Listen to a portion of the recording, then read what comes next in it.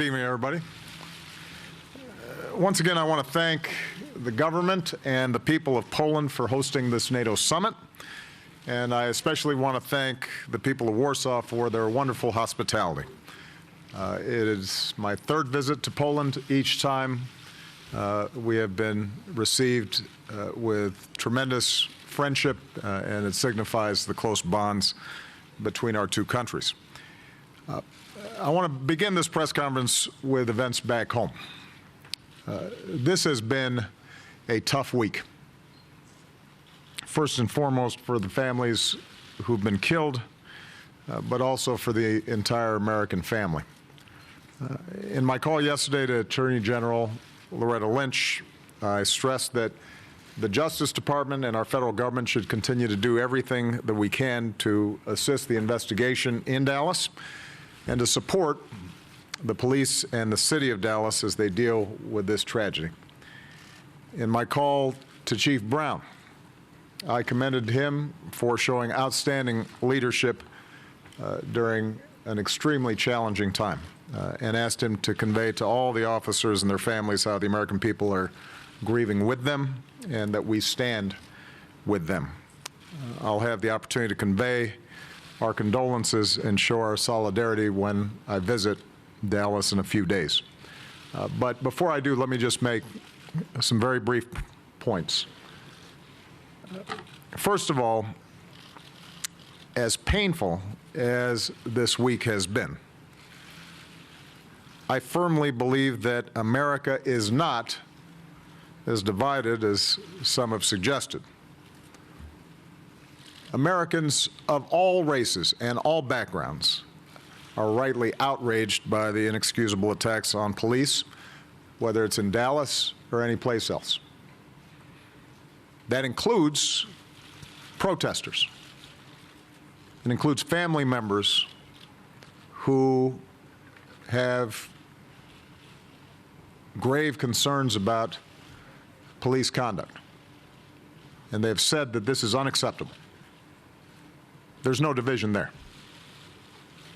And Americans of all races and all backgrounds are also rightly saddened and angered about the deaths of Alton Sterling and Philando Castile, and about the larger persistent problem of African Americans and Latinos being treated differently in our criminal justice system. So there is sorrow, there is anger, there is confusion about next steps, but there's unity in recognizing that this is not how we want our communities to operate. This is not who we want to be as Americans. And that serves as the basis for us being able to move forward in a constructive and positive way. So we cannot let the actions of a few define all of us. The demented individual who carried out those attacks in Dallas, he's no more representative of African Americans than the shooter in Charleston was representative of white Americans, or the shooter in Orlando or San Bernardino were representative of Muslim Americans. They don't speak for us. That's not who we are. And one of the things that gives me hope this week is actually seeing how the overwhelming majority of Americans have reacted with empathy and understanding. We've seen police continue to reach out to communities that they serve all across the country and show incredible professionalism as they're protecting protesters. We've seen activists and grassroots groups who have expressed concern about police shootings, but are also adamant in their support of the Dallas Police Department, which is particularly appropriate because the Dallas Police Department is a great example of a department that has taken the issue of police shooting seriously and has engaged in an approach that has not only brought down their murder rates, but also drastically reduced complaints around police misconduct. That's the spirit that we all need to embrace. That's the spirit that I want to build on. It's one of the reasons why next week, using the task force that we had set up after Ferguson, but also building on it and inviting both police and law enforcement and community activists and civil rights leaders, bringing them together to the White House. I want to start moving on constructive actions that are actually going to make a difference, because that is what all Americans want. So when we start suggesting that somehow there's this enormous polarization and we're back to the situation in the 60s, and that's just not true. You're not seeing riots, and you're not seeing police going after people who are protesting peacefully. You've seen almost uniformly peaceful protests, and you've seen uniformly police handling those protests with professionalism.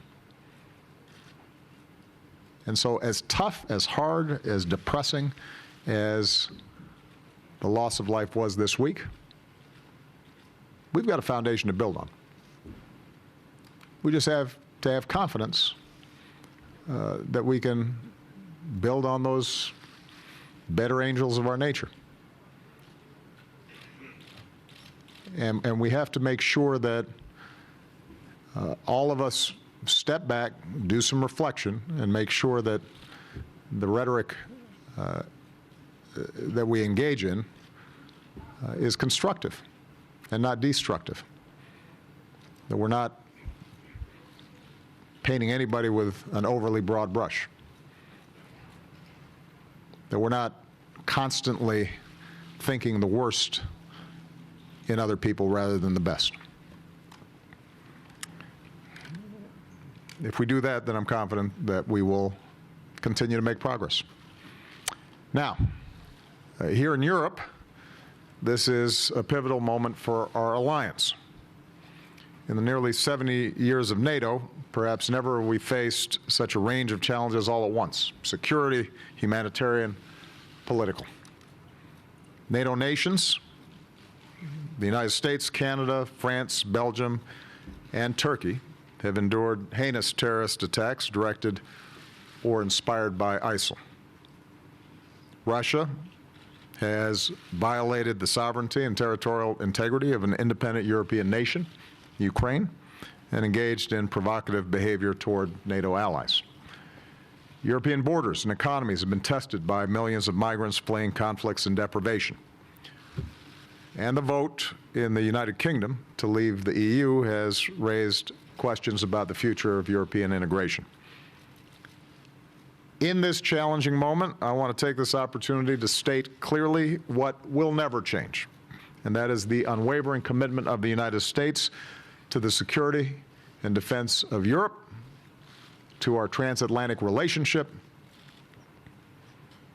to our commitment to our common defense. And next year will mark the 100th anniversary of the first American troops arriving on European soil in the First World War. And ever since, through 2 world wars, a long Cold War, and the decades since, generations of Americans have served here for our common security. In quiet cemeteries, from France to the Netherlands to Italy, Americans still rest where they fell. Even now, more than 60,000 American military personnel serve in dozens of European countries. And my point is this: in good times and in bad, Europe can count on the United States. Always. Now, here in Warsaw, we haven't simply reaffirmed our enduring Article 5 obligations to our common security. We're moving forward with the most significant reinforcement of our collective defense any time since the Cold War. First, we're strengthening NATO's defense and deterrence posture, building on our European Reassurance Initiative, which has already increased readiness from the Baltics to the Black Sea. Our alliance will enhance our forward presence on our eastern flank. As I announced yesterday, the United States will be the lead nation here in Poland, deploying a battalion of American soldiers. The United Kingdom will take the lead in Estonia, Germany and Lithuania, and Canada and Latvia. This will mean some 4,000 additional NATO troops on a rotational basis in this region. Moreover, the additional U.S. Armored Brigade will rotate through Europe, including an additional 4,000 U.S. troops. Meanwhile, to the south, we agreed on new deterrence measures in Romania and Bulgaria. So NATO is sending a clear message that we will defend every ally. We're also strengthening the readiness of our forces against a range of threats. So NATO's Joint Task Force is now operational and can deploy anywhere in Europe on short notice. With recent progress here in Poland, Romania, and Spain, NATO's ballistic missile defense is coming online, and we're launching a new effort to boost the resilience of allies to better defend against new types of threats, including cyber attacks. NATO is increasing our support to Ukraine. At our meeting of the NATO-Ukraine Commission, we agreed on a new assistance package to improve alliance support for Ukrainian forces. Prime Minister Cameron, President Hollande, Chancellor Merkel, Prime Minister Renzi, and I met with President Poroshenko, and we reaffirmed our strong support for Ukraine's sovereignty and territorial integrity, as well as the need to continue political and economic reforms. Thank you. I'm already getting applause. I'm not even finished yet. And even as the NATO-Russia Council will meet in Brussels next week, our 28 nations are united in our view that there can be no business as usual with Russia until it fully implements its Minsk obligations. NATO will do more also to fight against terrorist networks. Every ally already contributes to the campaign against ISIL. Now the alliance will contribute AWACS aircraft to improve our intelligence, surveillance, and reconnaissance against ISIL. NATO training of Iraqi security forces, currently run in Jordan, will move to Iraq, where they can be even more effective. And building on my decision to largely maintain the current U.S. troop presence in Afghanistan into next year, 39 nations, including the U.S., have committed more than 12,000 troops to NATO's training mission. And in addition, some 30 nations have pledged upwards of $900 million to help sustain Afghan forces, which is a very strong message of our enduring commitment to Afghanistan. We're bolstering our efforts on NATO's southern flank. The alliance will increase our support to EU naval operations in the Mediterranean to stop arms traffickers and go after criminals that are exploiting desperate migrants. And we're going to do more to help partners from North Africa to the Middle East to Georgia strengthen their own defense capacity.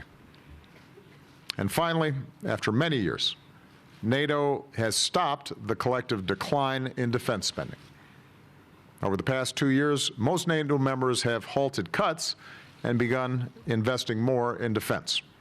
And this means defense spending across the alliance is now scheduled to increase.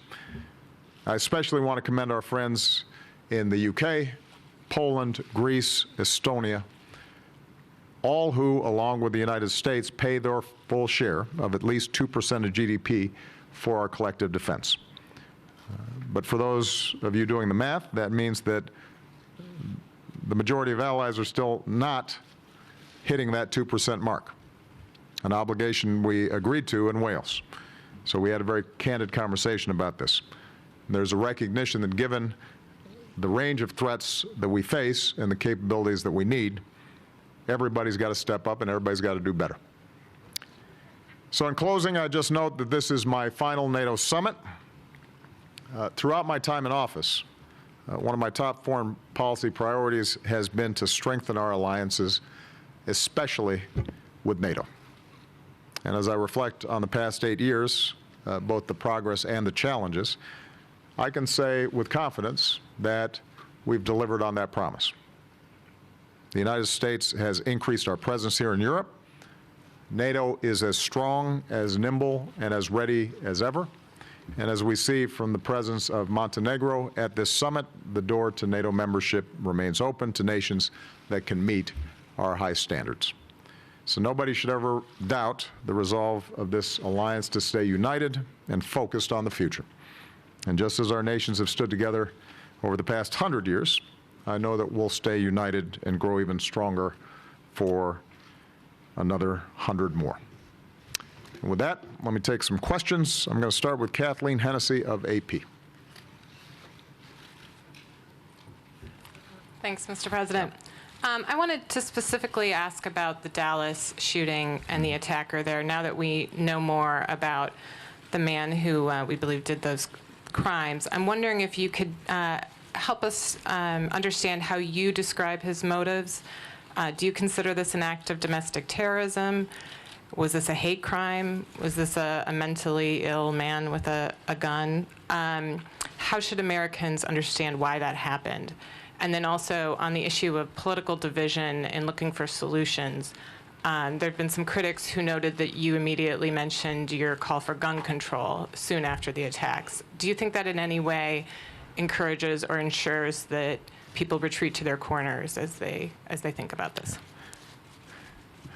First of all, I think it's very hard to untangle the motives of this shooter. As we've seen in a whole range of incidents with mass shooters, they are, by definition, troubled. By definition, if you shoot people who pose no threat to you, strangers, you have a troubled mind. What triggers that, what feeds it, what sets it off, I'll leave that to psychologists and people who study these kinds of incidents. What I can say is that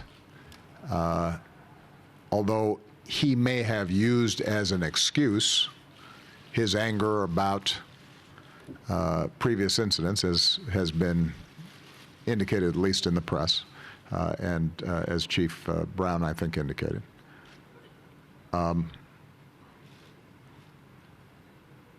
In no way does that represent what the overwhelming majority of Americans think.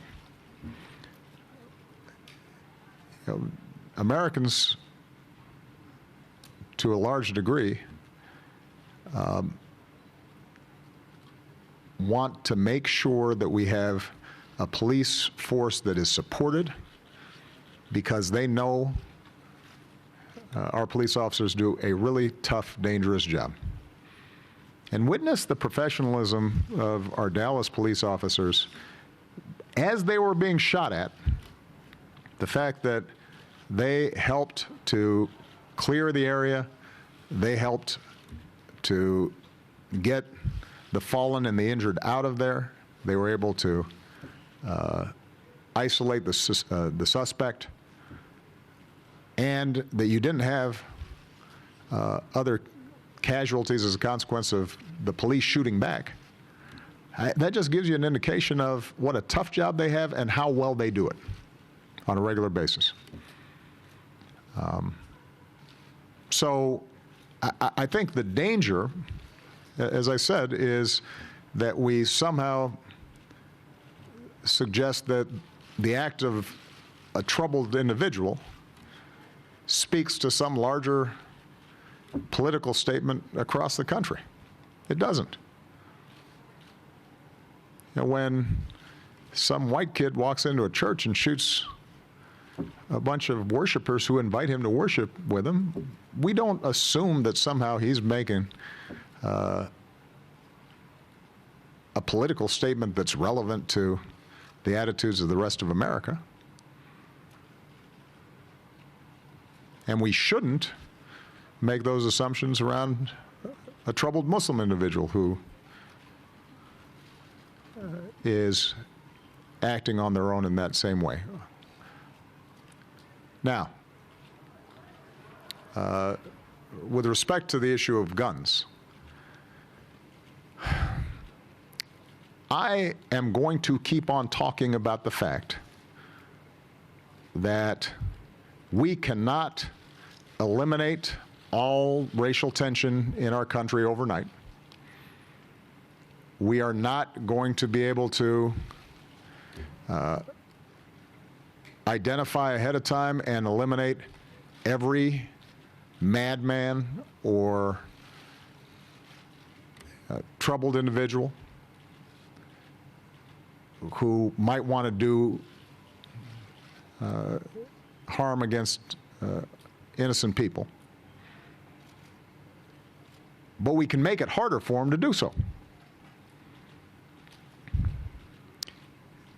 And if you look at the pattern of death and violence and shootings that we've experienced over the course of the last year, or the last 5 years, or the last 10 years, I've said this before, we are unique among advanced countries in the scale of violence that we experience. And I'm not just talking about mass shootings.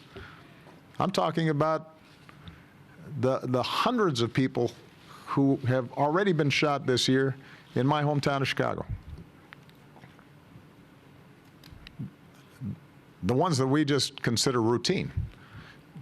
Now, we may not see that issue as connected to what happened in Dallas, but part of what's creating tensions between communities and the police is the fact that police have a really difficult time in communities where they know guns are everywhere. And as I said before, they have a right to come home, and now they have very little margin of error in terms of making decisions. So if you care about the safety of our police officers, then you can't set aside the gun issue and pretend that that's irrelevant. At the protests in Dallas, one of the challenges for the Dallas Police Department as they're being shot at is because this is an open carry state, there are a bunch of people participating in the protests who have weapons on them. Imagine if you're a police officer and you're trying to sort out who is shooting at you, and there are a bunch of people who've got guns on them.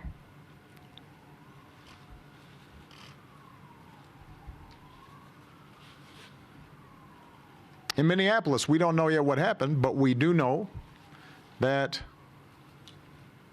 there was a gun in the car that apparently was licensed, but it caused, in some fashion, those tragic events. So no, we can't just ignore that and pretend that that's somehow political or the president is pushing his policy agenda. It is a contributing factor, not the sole factor, but a contributing factor to the broader tensions that arise between police and the communities where they serve. And so we have to talk about that. And as I've said before, there is a way to talk about that that is consistent with our Constitution and the Second Amendment. The problem is even mention of it somehow evokes this kind of polarization. And you're right. When it comes to the issue of gun safety, there is polarization between a very intense minority and a majority of Americans who actually think that we could be doing better when it comes to gun safety. But that expresses itself in stark terms when it comes to legislation in Congress or in state legislatures. And that's too bad. We're going to have to tackle that at some point, and I'm not going to stop talking about it. Because if we don't talk about it, we're not going to solve these underlying problems. It's part of the problem. Carol Lee. Thank you, Mr. President. You mentioned San Bernardino and Orlando, and Americans have been warned that similar attacks could happen here in the over there in the United States. And obviously what happened this week in Minnesota and Louisiana and Dallas, these are not necessarily the same types of attacks, and the motivations may be different, but collectively they're having a real impact on the American public, and in that there's a real anxiety out there where people are genuinely afraid going about their daily lives doing routine things. Right. So my questions are, do you see any sort of common thread in these events? Is this sort of just a new normal? Is there anything that you can do about this?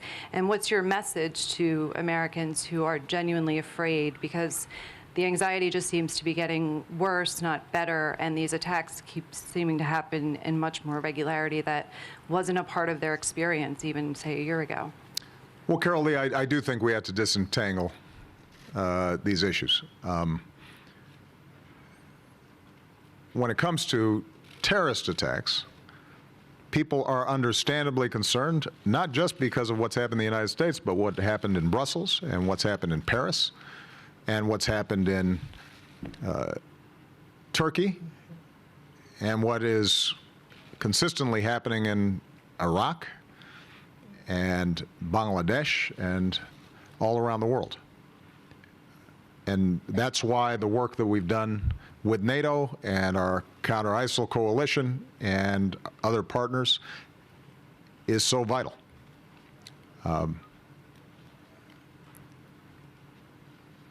One of the things that's been commented on is that as ISIL loses territory and the fraud of the caliphate becomes more obvious, they're going to start resorting to more traditional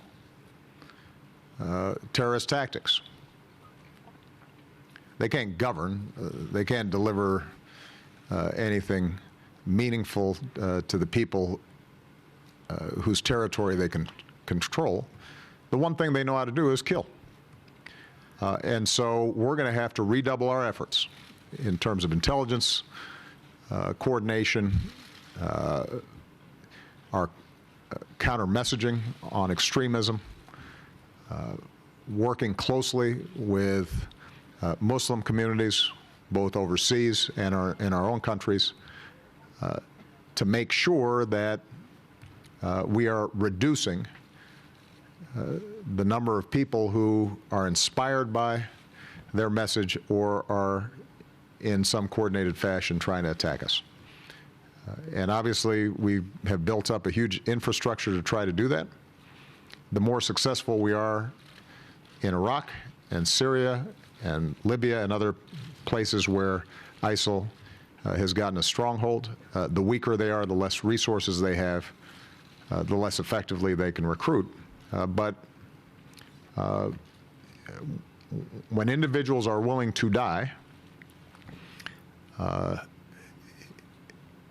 and they have no conscience and compunction about killing innocent people, they are hard to detect, and it means that we've got to continually up our game.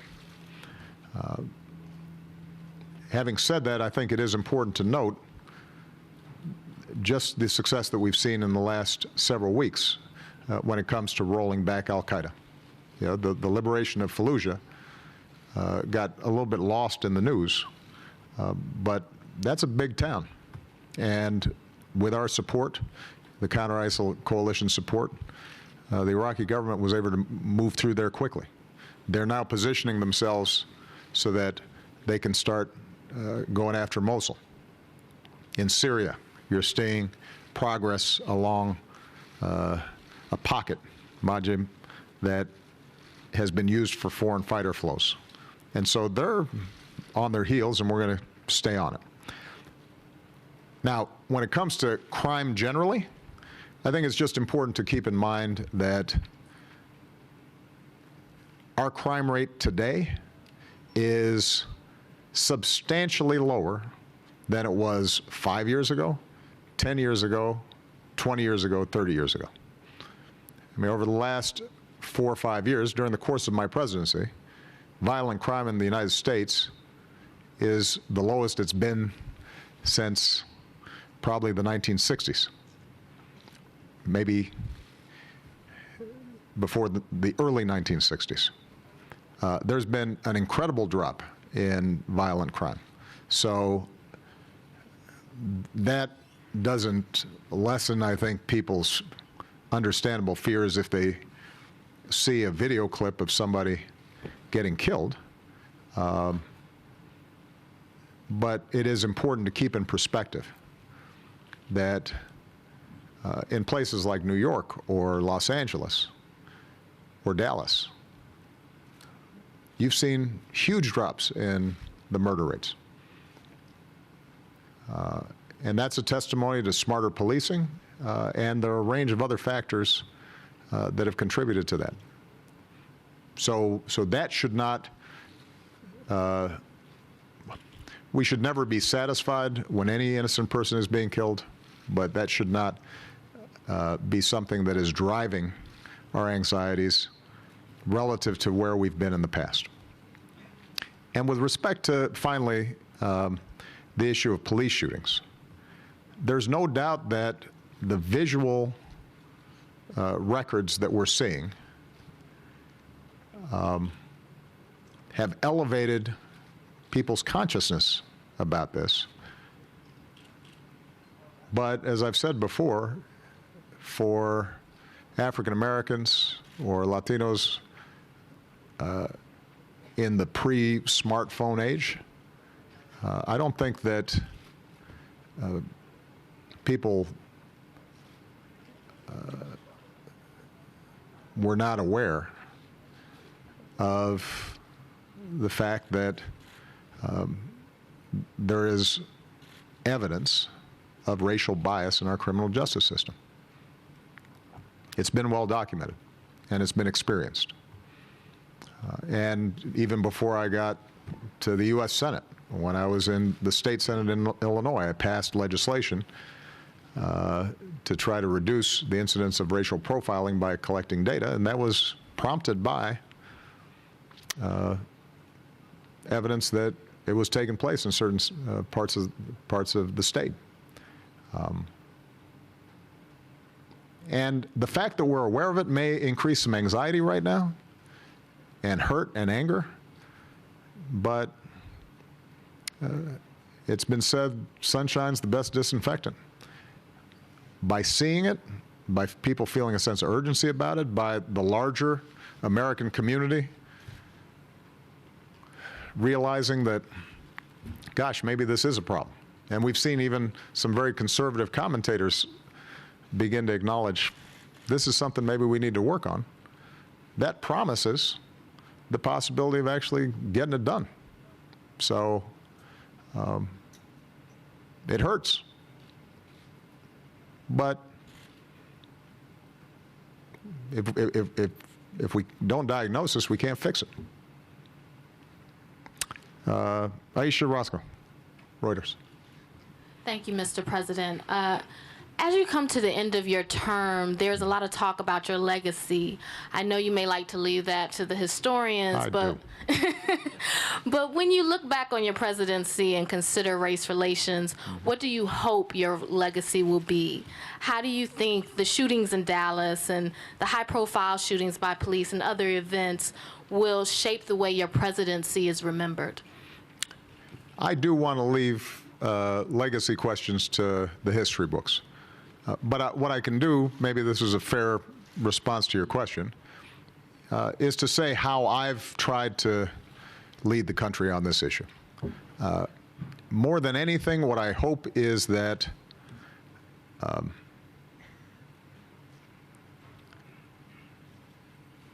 that my voice has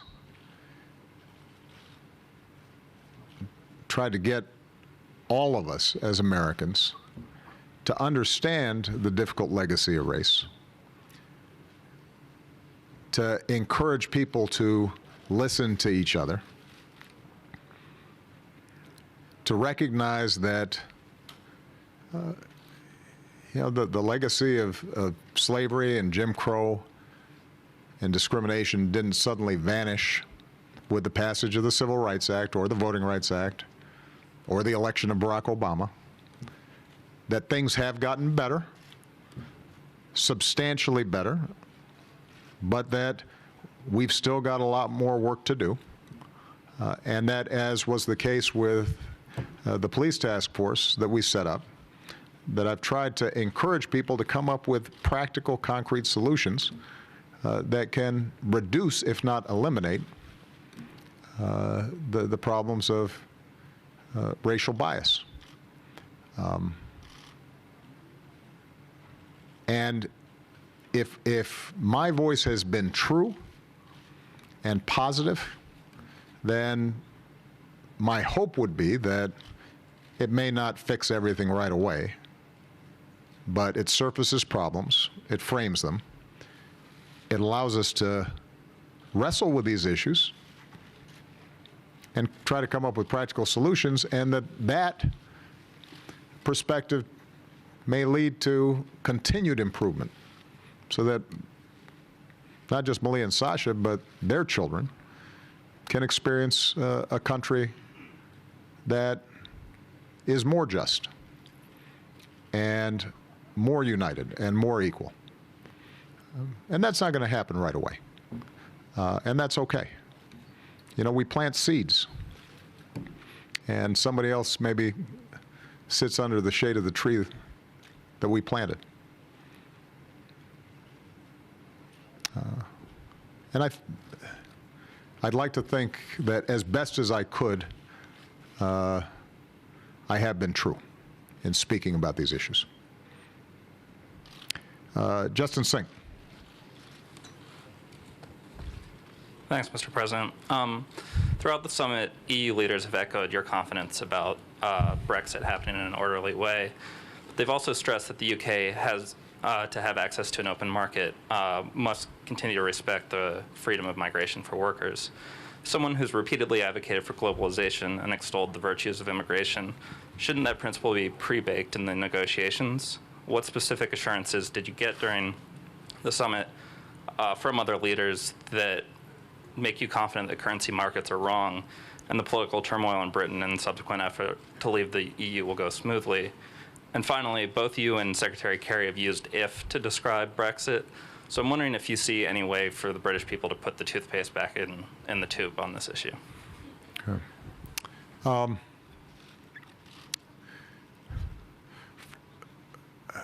I think we have to assume that a referendum having been passed, with a lot of attention, a lengthy campaign, and relatively high participation rates, is going to stick.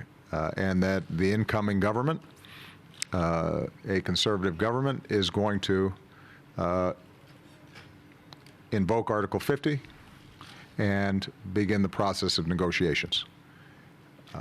How that process unfolds, how the negotiations work, I think is going to be up to the parties involved. The main message I've had here is we are close friends, allies, commercial partners with the UK and with the EU. We will remain close friends, allies, partners, continue to have strong relationships on both sides of the channel. Our primary interest is to make sure that the negotiations and this process are as orderly and as sensible as possible, recognizing that it is in the interests of both sides to get it right. They are major trading partners. That's where goods get sent back and forth. And it's important that neither side harden positions in ways that ultimately do damage to their respective economies and ultimately to the world economy at a time when our world economy is still pretty wobbly in places. I want to make a further point. I'm not sure it's accurate to say that I am a huge booster of globalization. What is accurate to say is that I believe the process of globalization is here to stay as a consequence of technology and the mobility of capital and cargo container ships and global supply chains. And conceivably, we could run back the tape to 50 years ago and see whether we could rearrange some of that process, but it's happening. It's here. And we see it every day in our lives. Everybody who's got a smartphone in their pocket is seeing it. And my argument has been that there are enormous benefits to be gained from that global integration, just as there are enormous benefits to be gained from European integration, so long as we recognize that with that integration, there is the danger of increased inequality, of workers having less leverage and capital having more leverage, that it threatens to leave people behind. And if we don't take steps to make sure everybody can participate in that global integration, making sure that wages are high enough, making sure that we rebuild the social compact so that pensions and health care are taken care of, making sure that communities are not completely abandoned when a factory leaves, and there's an economic plan for transition. If we do not do that effectively, then there's going to be a backlash.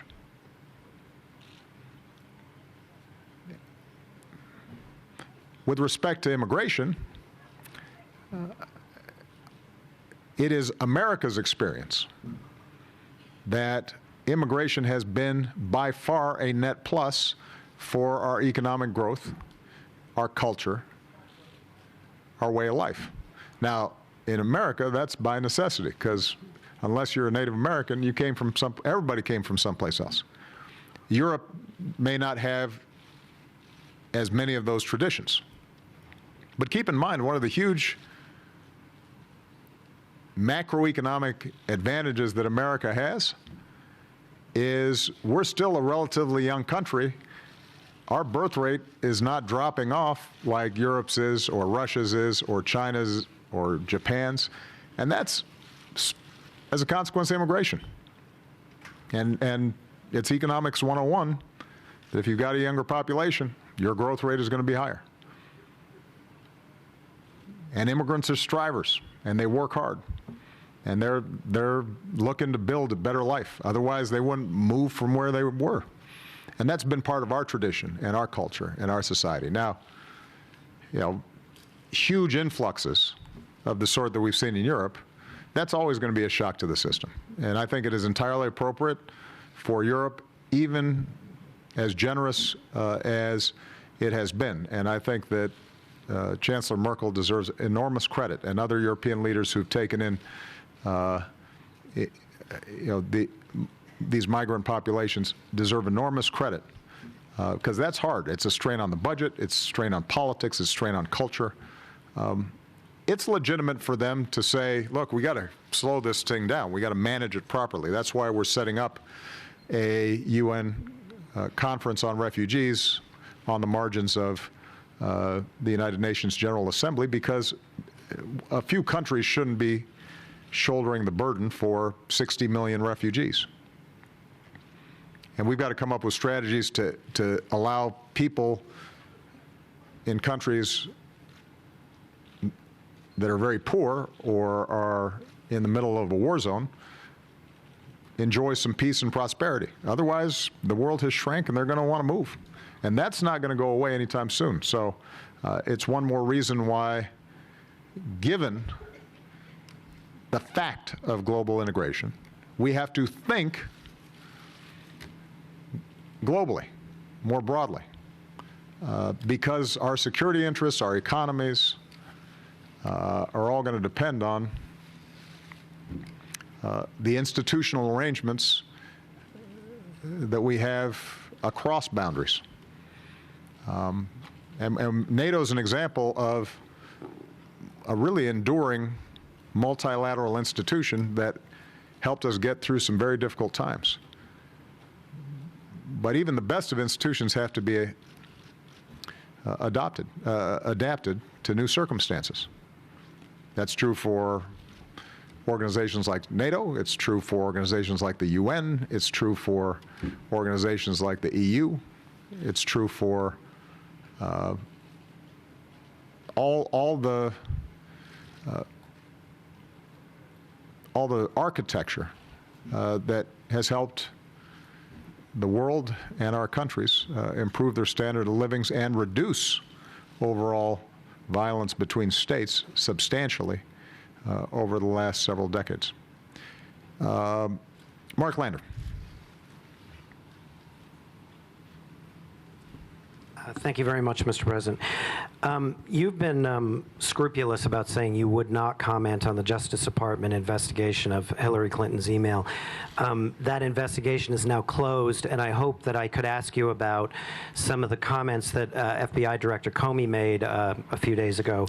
As you know... You may, Mark, but I want you to make sure you're not wasting your question. I'm going to continue to be scrupulous about not commenting on it, just because I think Director Comey could not have been more exhaustive.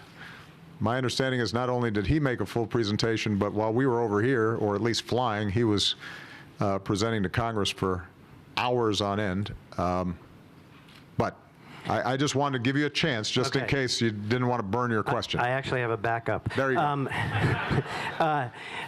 Maybe I could cut the chase and ask you about a broader question. Sure. Let's leave aside Mrs. Clinton for the moment.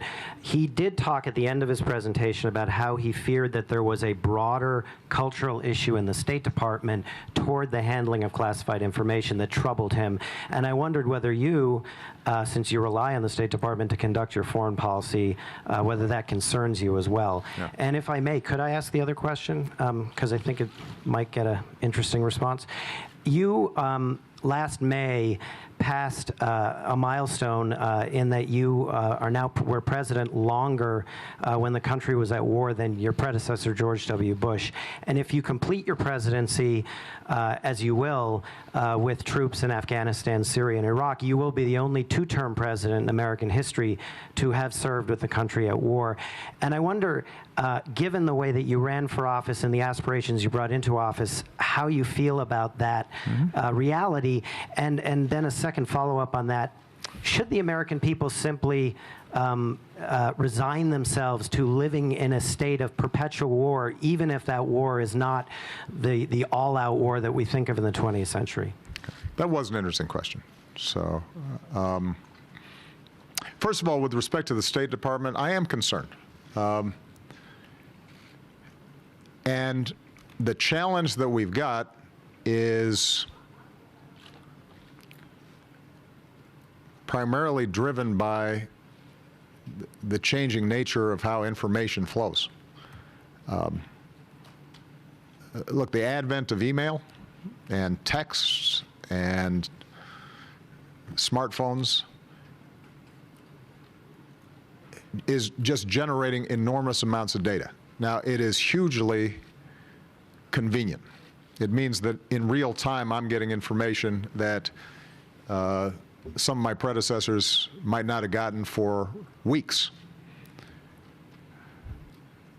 But what it also is doing is creating this massive influx of information on a daily basis, putting enormous pressure on the department to sort through it, classify it properly, figure out what are the various points of entry because of the cyber attack risks that these systems have, knowing that our adversaries are constantly trying to hack into these various systems. If you overclassify, then all the advantages of this new information suddenly go away because it's taken too long to process. And so we've been trying to think about this in a smart way, and I think Secretary Kerry's got a range of initiatives to try to get our arms around this. It reflects a larger problem in government. You know, we just recently, for example, I just recently signed a bill about FOIA requests, Freedom of Information Act requests, that built on a number of reforms that we've put in place. We're processing more Freedom of Information Act requests and doing so faster than ever before. The problem is the volume of requests has skyrocketed. The amount of information that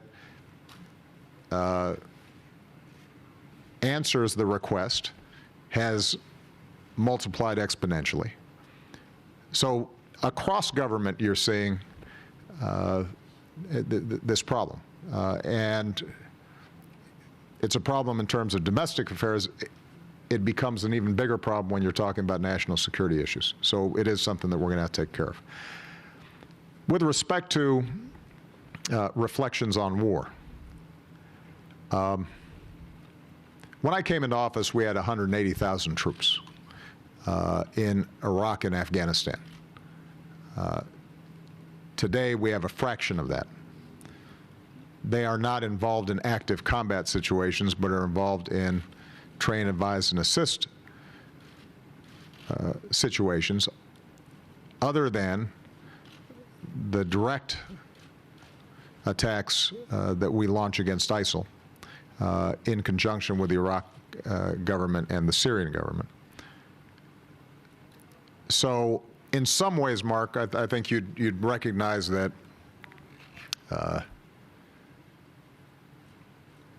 our military operations today in Iraq and Afghanistan are fundamentally different than the wars that we were engaged in when I came into office. But I think you are making an important point, which is when we are dealing with non-state actors, and those non-state actors are located in countries with limited capacity, our ultimate goal is to partner with those countries so that they can secure their borders and themselves eliminate these terrorist threats. But as we've seen in Afghanistan, for example, that takes some time. The Afghans are fighting. They are much more capable now than they were when I came into office, but they still need support because it's really tough territory and it's a really poor country with really low literacy rates and not much experience in things that we take for granted like logistics. And so we have an option of going in, taking out al-Qaeda, pulling out, potentially then seeing a country crumble under the strains of continued terrorist activity or insurgency and then going back in. Or we can try to maintain a limited partnership that allows them to continue to build their capacity over time and selectively take our own actions against those organizations that we know are trying to attack us or our allies.